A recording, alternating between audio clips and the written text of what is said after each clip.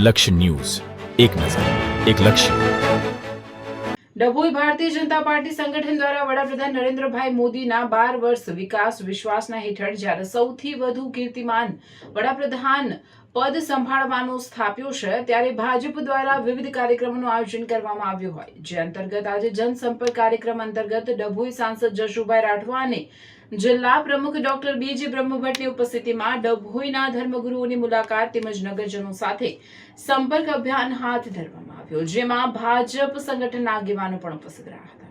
વડાપ્રધાન નરેન્દ્રભાઈ મોદીના વિકાસ વિશ્વાસ અને જન કલ્યાણના 12 વર્ષની ઉજવણી ભારતીય જનતા પાર્ટી દ્વારા કરવામાં આવી રહી છે, જે અંતર્ગત ડભોઈ જિલ્લા પ્રમુખ ડોક્ટર બીજી બ્રહ્મભટ્ટ તેમજ સાંસદ જશુભાઈ રાઠવા દ્વારા ડભોઈના બદ્રીનારાયણ મંદિર ખાતે 1008 સુદર્શનાચાર્ય મહારાજ તેમજ નીલકંઠ પાર્ક સ્વામિનારાયણ મંદિરના મહંત પુરાણી સ્વામી તેમજ જૈન સંપ્રદાયના મંદિરો ખાતે સાધુ સંતોની મુલાકાત લઈ જનસંપર્ક અભિયાન હાથ ધર્યું હતું.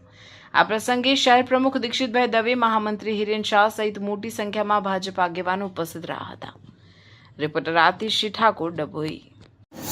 દેશના આદરણીય પ્રધાનમંત્રી શ્રી નરેન્દ્રભાઈ મોદી સાહેબે એમના સેવાકાળના 12 વર્ષો પૂરા કર્યા છે અને જે ચૂંટાયેલા એક વડાપ્રધાન તરીકે ભારત વર્ષમાં સૌથી વધારે કીર્તિમાન પ્રસ્થાપિત કર્યો છે. અને આ 12 વર્ષના વિશ્વાસ, વિકાસ અને જનકલ્યાણના સેવાના વર્ષોની ઉજવણીના એક ભાગરૂપે પાર્ટીએ વિવિધ કાર્યક્રમો આપ્યા છે.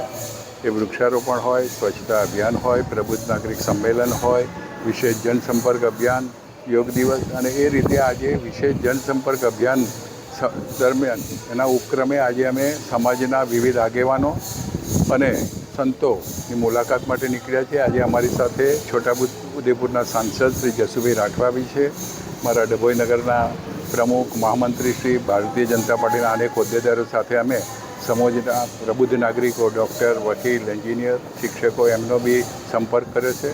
અને મહંતોમાં પુરાણી સ્વામી છે, આજે બદ્રીનારાયણના સ્વામી છે, જૈન સમાજના મંદિરોમાં જઈ અને લોકોના આશીર્વાદ લીધા છે અને માહિતી પૂરી પાડી છે. અસ્તુ, વંદે માતરમ, ભારત માતા કી જય.